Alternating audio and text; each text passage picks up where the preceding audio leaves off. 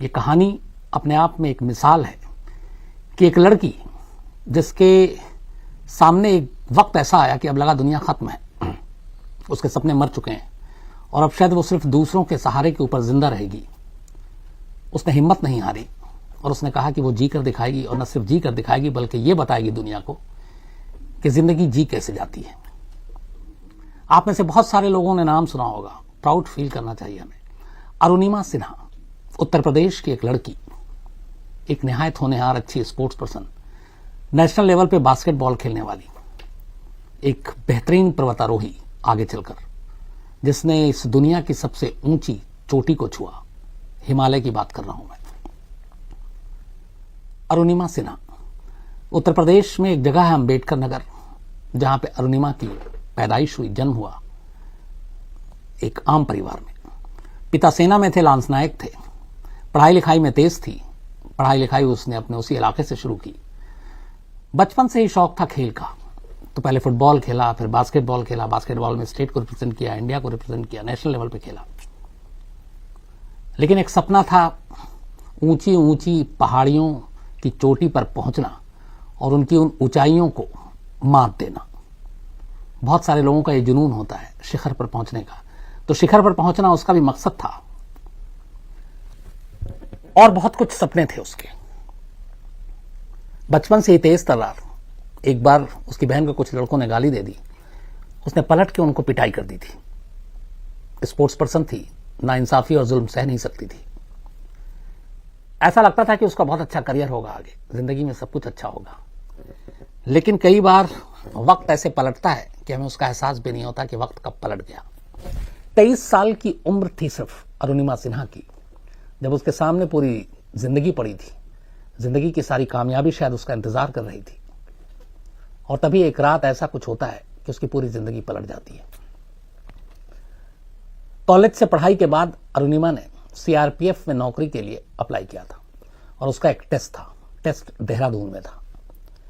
11 अप्रैल 2011, 11 अप्रैल 2011 अरुणिमा लखनऊ से Padmaavat express train पकड़ती है। 11 अप्रैल 2011 को लखनऊ से पद्मावत एक्सप्रेस ट्रेन में बैठती है और देहरादून जा रही होती है। रात का वक्त था, करीब 1 बजे होंगे। अचानक उस ट्रेन की बॉगी में कुछ गुंडे घुस जाते हैं। देखते हैं एक अकेली लड़की को बैठी हुई। ट्रेन में बहुत ज्यादा उस वक्त भीड़ नहीं थी। उन्हें लगता है यह आसान शिकार है। सोने का चेन और कुछ अंगूठियां पहनी हुई थी अरुणिमा। गुंडे उसके पास जाते हैं और ताकत के बल पे उसे लूटने की कोशिश करते हैं। गले का चेन छीनने की कोशिश करते हैं, अंगूठी उठाने की कोशिश करते हैं।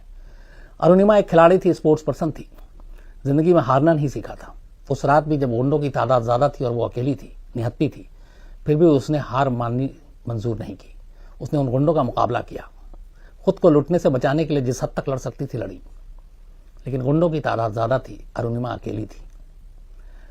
आखिर में गुस्से में गुंडे की एक लड़की किस तरह से उसका मुकाबला कर रही है, कैसे वो उनके लूटने के मकसद के बीच में आ रही है, उनको गुस्सा आ जाता है। वो उसको जबरन उठाते हैं और चलती ट्रेन से अरुणिमा सिन्हा को रात के अंधेरे में, करीब 1 बजे का वक्त था, चलती ट्रेन से बाहर फेंक देते हैं। सोचिए, चलती ट्रेन की एक रफ्तार 60, 70, 80 किलोमीटर, और ट्रैक पे क्या होता है, लोहे की पटरी होती है, पत्थर होते हैं। तेज रफ्तार ट्रेन से रात के अंधेरे में अरुणिमा को फेंक कर वो गुंडे वहां से निकल गए। यह वाकया है बरेली के आसपास का, बरेली से कुछ दूर का। जब वो ट्रेन से नीचे गिरी, पटरी पे गिरी, एक पैर कटकर अलग हो गया, दूसरा पैर बुरी तरह से लहूलुहान, स्पाइनल कॉर्ड की 2 हड्डियां टूट गईं। पटरी के किनारे किसी तरह घिसटते हुए पहुंचती है, क्योंकि ट्रेन के आने जाने का सिलसिला था वो। लेकिन अपने आप को जब वो गिरी तो चोट जब लगी तो उसने अपना होश खोया थोड़ी देर के लिए, और उसी दौरान में एक पैर उसका पटरी पर था। एक ट्रेन ने उस पैर को काटते हुए निकल गई। पैर का एक हिस्सा दूसरी तरफ था। आधे पैर कटे हुए के साथ लहूलुहान अरुणिमा दूसरी तरफ थी। जान और हिम्मत इतनी नहीं थी कि वो उठ सके, रेंग सके, चल सके। फिर भी उसने उस हालात में भी जितनी मदद की अपील, गुजारिश, चीख सकती थी, कि कोई मेरी मदद करो, कोई मुझे बचाओ। रात के अंधेरे में वो चीखती रही, रोती रही, लेकिन आसपास में सन्नाटा था, ना कोई बस्ती थी, ना कोई बस्ती वाले थे। रात का अंधेरा था। करीब 7 घंटे तक वो यूं ही पटरी के किनारे पड़ी रही, बट उसे इतना होश था कि हर आती जाती ट्रेन की गिनती गिन रही थी। वो इन 7 घंटों में अरुणिमा के पास से उस पटरी से कुल 49 ट्रेनें गुजरी। 49। जब भी ट्रेन गुजरती वो पटरी किनारे उस ट्रेन में बैठे हुए मुसाफिरों को भी आवाज देती, लेकिन अंधेरे में मुसाफिर पटरी किनारे पड़ी एक लड़की को देख नहीं पा रहे थे। शायद किसी ने देखा भी हो तो ट्रेन की रफ्तार ऐसी थी कि वो वहां से गुजर गए, ट्रेन रुक नहीं पाई। लहूलुहान अरुणिमा उसी पटरी पर पड़ी रही, पटरी किनारे खून रिसता रहा। बायां पैर आधा कटकर पटरी के बीच में पड़ा था।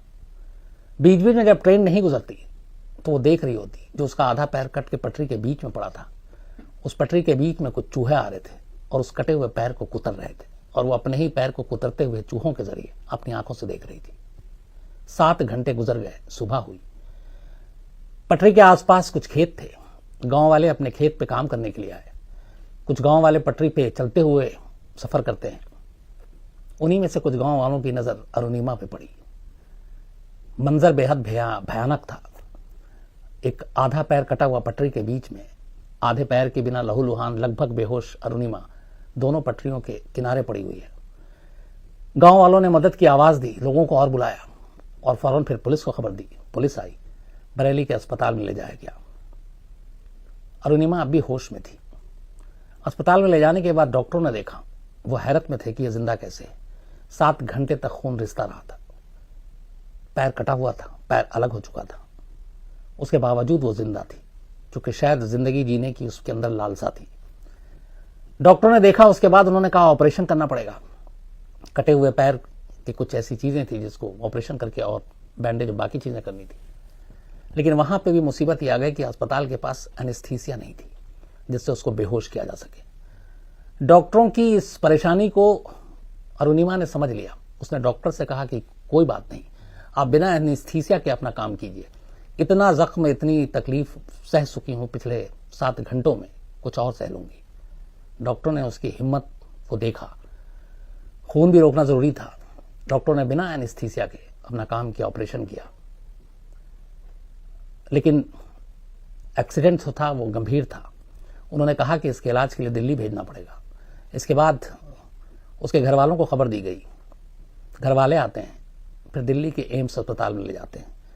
एम्स में जाने के बाद नए सिरे से इलाज शुरू होता है। बायां पैर कट चुका था, दाहिना पैर भी जख्मी था, उसमें 2 लोहे के रॉड डाले गए। स्पाइनल कॉर्ड 2 जगह से इंजर्ड था, फ्रैक्चर था, उसका इलाज चला।